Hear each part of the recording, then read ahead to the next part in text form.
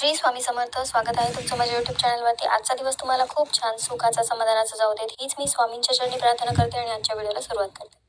तर आजच्या या व्हिडिओमध्ये मी तुमच्यासोबत श्री स्वामी चरित्र सारामृत या पोथीविषयीचा एक महत्त्वाचा नियम शेअर करणार आहे.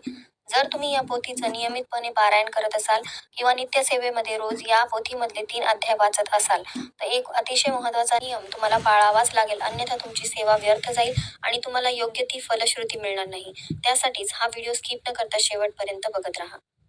तर आपल्या इच्छापूर्तीसाठी संकल्पयुक्त सेवा करत असताना काही नियम आपल्याकडून पाळले गेले नाहीत तर आपली सगळी सेवा व्यर्थ जाते.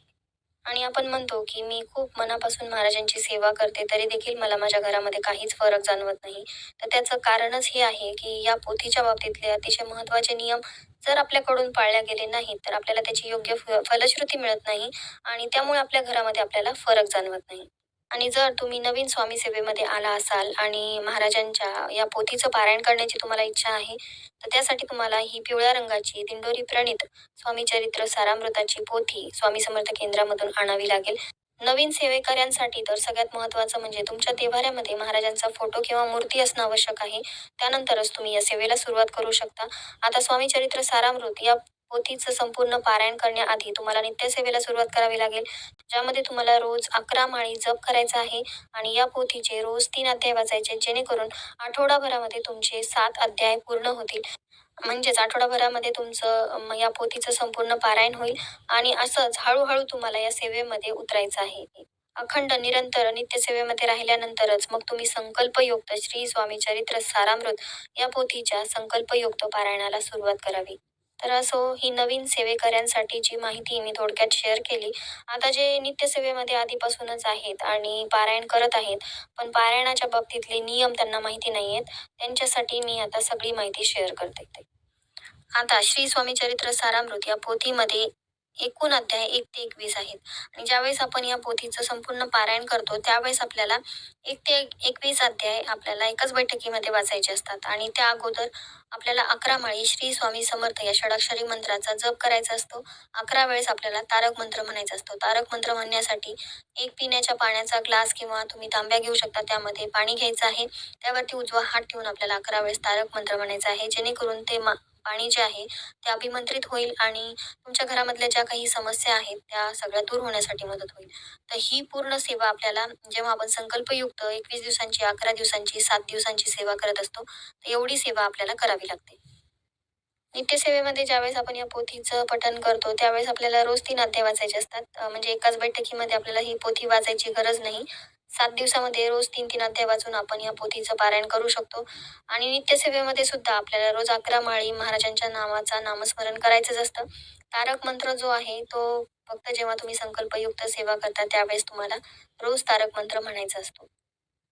आता बऱ्याच स्वामी सेवेकऱ्यांना ही सगळी माहिती आहे, पण ज्या नवीन सेवेमध्ये आलेल्या आहेत, ज्यांना महाराजांची सेवा कुठून कशी करावी हे काहीच माहिती नाही, त्यांच्यासाठी मी संपूर्ण माहिती डिटेलमध्ये शेअर करत आहे, जेणेकरून ज्यांना इच्छा आहे महाराजांच्या सेवेमध्ये येण्याची पण मार्ग सापडत नाहीये त्यांना उचित मार्ग सापडावा आणि माझ्या व्हिडिओच्या मार्फत का होईना महाराजांच्या सेवेत येण्यासाठी मोटिवेशन मिळावं, त्यासाठीच थोडीशी माहिती डिटेलमध्ये सांगितली आहे. ज्यावेळेस आपण संकल्पयुक्त श्री स्वामी चरित्र सारामृत या पोथीचं पारायण करत आहोत आणि त्यासाठी आपण संकल्प केलेला आहे, अशा वेळेस आपल्याला ब्रह्मचर्याचं कडकडीत पालन करायचं आहे. हा एक अतिशय महत्त्वाचा श्री स्वामी चरित्र सारामृत या पोथीच्या संकल्पयुक्त पारायणाचा नियम आहे. ज्यावेळेस आपण नित्यसेवा करतो त्यावेळेस आपण या पोथीमधले रोज 3 अध्याय वाचतो. मग अशा वेळेस पण ब्रह्मचर्याचं पालन करायचं का? कारण नित्यसेवा जी आहे ती आपण रोज करणार आहोत, निरंतर करणार आहोत. तर नित्यसेवा ज्यावेळेस आपण करणार आहोत ती संकल्पयुक्त सेवा नाहीये, त्यामुळे अशा वेळेस तुम्हाला ब्रह्मचर्याचं पालन केलं नाही तरी चालेल. पण ज्यावेळेस तुम्ही संकल्पयुक्त संपूर्ण पारायण करणार आहात, जसं की मी तुम्हाला सांगितलं या पोथीमध्ये 1 ते 21 अध्याय दिलेले आहेत. ते सगळे अध्याय तुम्हाला एकाच बैठकीमध्ये वाचायचे आहे. तुमचं जे काही काम अडलेलं आहे ते पूर्ण व्हावं यासाठी महाराजांकडे आपल्याला साकडं घालायचं आहे. अशा वेळेस तुम्हाला ब्रह्मचर्य या महत्त्वाच्या नियमाचं पालन करावं लागेल. तर बरेच जण म्हणतील की आम्ही 9 गुरुवार, 11 गुरुवार किंवा 21, 51, 108 गुरुवारचं संकल्पयुक्त महाराजांच्या या स्वामी चरित्र सारामृत पोथीचं पारायण करत आहोत. तर मग त्यावेळेस पण आम्हाला या नियमाचं पालन करावं लागेल का? तर त्यावेळेस तुम्हाला या नियमाचं पालन करायची गरज नाही. फक्त गुरुवारीच तुम्हाला तो नियम पाळायचा आहे. इतर दिवशी म्हणजे हे पारायण 11 गुरुवार, 9 गुरुवार असेल, 108 गुरुवार असतील, तर हे गुरुवार करण्यासाठी तुम्हाला बराच कालावधी लागणार आहे. त्यासाठीचा हा नियम नाही. पण ज्यावेळेस तुम्ही सलग 11, 21, 7 दिवस ही सेवा करणार आहात, तेवढ्या कालावधीमध्ये तुम्हाला याचं पालन करायचं आहे. त्यानंतरचा अतिशय महत्त्वाचा नियम म्हणजे तुम्ही ज्यावेळेस संकल्पयुक्त या पोथीचं पारायण करत असाल, त्यावेळेस तुम्हाला मांसाहार करायचा नाहीये. आता तुम्ही 21 दिवसांची, 11 दिवसांची, 7 दिवसांची संकल्पयुक्त ही सेवा करत असाल, तर तेवढे दिवस तुम्हाला मांसाहार करायचा नाही. त्याचबरोबर ज्यावेळेस तुम्ही 9 गुरुवार, 11 गुरुवार, 21 गुरुवार, 108 गुरुवार हे गुरुवारचं व्रत करणार असाल, त्यावेळेस सुद्धा तुम्हाला मांसाहार करायचा नाही. आता घरातल्या व्यक्तींना तुम्हाला मांसाहार करून द्यावा लागत असेल, तर त्यांना तुम्ही करून देऊ शकता. पण तुम्हाला स्वतःला करायचा नाहीये आणि घरातल्या व्यक्तींनी देखील ज्यावेळेस 21 दिवसांची, 11 दिवसांची किंवा 7 दिवसांची प्रभावी सेवा घरातली कुलस्त्री असेल किंवा कुलपुरुष असेल, कोणीही ही सेवा करत असेल, तर अशा वेळेस घरातल्या इतर सदस्यांनी त्या व्यक्तीला पाठिंबा द्यावा आणि तेवढे दिवस किमान मांसाहार करू नये. ज्यावेळेस आपण संकल्पयुक्त या पोथीचं पारायण करत असतो आणि त्यावेळेस जी ऊर्जा आपल्या घरामध्ये तयार होते, ती आपल्या घरामध्ये असलेल्या अनेक प्रश्न मार्गी लावण्याचं काम करते, ज्यामध्ये घरामध्ये असलेली नकारात्मकता घालवते. तुमच्या घरामध्ये पैसा येत नसेल, तो पैसा येण्यासाठी जे मार्ग खुले होतात. म्हणजे तुम्हाला कष्ट तर करावेच लागतील, पण कष्ट करूनही पैसा घरामध्ये येत नसेल, कुठेतरी अडकून राहत असेल, तर तो अडकलेला पैसा घरी येतो. तुमचे आर्थिक व्यवहार सुरळीत होतात आणि तुमच्या मुलांसंबंधीच्या काही समस्या असतील, पतीच्या प्रगतीच्या संबंधित काही समस्या असतील, त्या हळू दूर होण्यासाठी मदत होते आणि त्यासाठीच तुम्ही ही संकल्पयुक्त सेवा करत आहात. त्यासाठी मग कुटुंबातल्या सर्व सदस्यांनी मांसाहार करू नये तेवढे दिवस किमान. त्यानंतर तुम्ही नित्यसेवा करत असताना मांसाहार केला तरी चालतो. कारण नित्यसेवेमध्ये आपण रोज 3 अध्याय वाचणार आहोत आणि ती काही संकल्पयुक्त सेवा नाहीये. ती महाराजांसाठी आपण रोज करणार आहोत. तर नित्यसेवा करत असताना सुद्धा तुम्ही एक नियम लक्षात ठेवायचा, की तुम्ही सकाळी नित्यसेवा केली म्हणजे देवपूजा केली, महाराजांच्या या पोथीचे रोज 3 अध्याय वाचले, महाराजांची आरती केली. त्यानंतर मग तुम्ही घरामध्ये इतर सदस्यांना मांसाहार बनवून देऊ शकता. तुम्ही स्वतःही करू शकता. काहीही हरकत नाही. पण ज्यावेळेस तुम्ही संकल्पयुक्त महाराजांच्या या पोथीचं पारायण करणार आहात, त्यासाठी तुम्ही संकल्प केलेला आहे. तुमचं इच्छित कार्य पूर्ण व्हावं यासाठी महाराजांकडे गाऱ्हाणं केलेलं आहे, की महाराज माझी ही इच्छा पूर्ण होऊ द्या. त्यासाठी मी संकल्पयुक्त तुमची ही सेवा करेल आणि ही सेवा माझी निर्विघ्नपणे पार पडू द्या.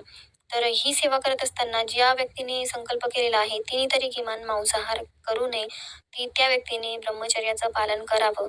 मग तुम्ही तुमच्या घरातल्या इतर सदस्यांना ज्यांना मांसाहार करायचा आहे, त्यांना करू देऊ शकता. तुम्ही स्वतःही बनवून देऊ शकता. पण बनवून देण्याआधीच तुम्हाला सकाळीच श्री स्वामी चरित्र सारामृत या पोथीचं संपूर्ण पारायण करून घ्यायचं आहे आणि त्यानंतर तुम्ही बनवून देऊ शकता. पण बनवून दिल्यानंतर मात्र तुम्हाला देवघराकडे फिरकायचं नाही. ह्या ग्रंथाचं एवढं पावित्र्य असतं. त्या ग्रंथाचं पावित्र्य राखण्यासाठी तुम्हाला त्या पोथीच्या आसपास जायचं नाही. कारण त्यातून जी ऊर्जा बाहेर निघालेली असते, ती तुमच्या जवळ आली नाही पाहिजे. एवढं काळजी तुम्हाला घ्यायची आहे. आणि घरातल्या इतर सदस्यांनी सुद्धा तेवढी काळजी घ्यायची आहे, की मांसाहार केल्यानंतर महाराजांच्या या पोथीच्या जवळ जायचं नाहीये. जिथे तुम्ही ही सेवा केलेली आहे, तिथे आसपास घरातल्या सदस्यांनी फिरायचं नाही. कारण ही जी सेवा आपण करणार आहोत आपल्या कुटुंबासाठी, घरामध्ये सकारात्मक ऊर्जा राहावी यासाठी आणि मांसाहारावरून तुमच्या घरामध्ये वाद होत असतील, तर मग त्यापेक्षा तुम्ही सेवा करत असताना तुम्ही स्वतः मांसाहार करू नका. घरातल्या सदस्यांना बनवून द्या, काहीही हरकत नाही. वादविवाद करून सेवा करण्यात काहीच अर्थ नाही आणि नियमांपेक्षा महाराजांची सेवा जास्त महत्त्वाची आहे. आणि त्यावरून म्हणजेच मांसाहारावरून तुमच्या घरामध्ये वाद होणार असतील आणि तुम्ही घरामध्ये कितीही सेवा करत असाल, तर मग त्या सेवेला काही अर्थ उरणार नाही. घराच्या सुख, शांती, समृद्धीसाठी आपण ही सेवा करत आहोत. त्यासाठीच घरातल्या इतर व्यक्तींनी नियमांचं पालन नाही केलं तरी चालेल. पण जी व्यक्ती संकल्पयुक्त सेवा करत आहे, तिला मात्र सगळ्या नियमांचं पालन करावं लागेल. जर तुमच्याकडे नेहमी मांसाहार होत असेल, तर अशा वेळेस तुम्ही या पोथीचे रोज 3 अध्याय वाचण्यापेक्षा गुरुवारचा एक दिवस निवडायचा, जो की महाराजांचा वार आहे. त्या दिवशी या पोथीचं संपूर्ण पारायण करायचं. कुटुंबातील सर्व सदस्यांनी गुरुवार पाळायचा, म्हणजे या या दिवशी मांसाहार करायचा नाही, असंही तुम्ही करू शकता, जेणेकरून या पारायणाची संपूर्ण फळश्रुती तुम्हाला मिळेल. ज्यावेळेस तुम्हाला गुरुचरित्राचं पारायण करायचं असतं, त्यावेळेस घरातल्या सर्व सदस्यांनी सगळ्या नियमांचं पालन करावं लागतं. पण स्वामी चरित्र सारामृताच्या बाबतीत एवढे कडक नियम नाही आहेत. पण किमान एवढा नियम तरी तुम्ही पाळू शकता, की या ग्रंथाचं तुम्ही पावित्र्य राखू शकता. तर या अतिशय महत्त्वाच्या नियमाचं पालन तुम्हाला स्वामी चरित्र सारामृत या पोथीचं पारायण करत असताना, संकल्पयुक्त पारायण करत असताना करायचं आहे.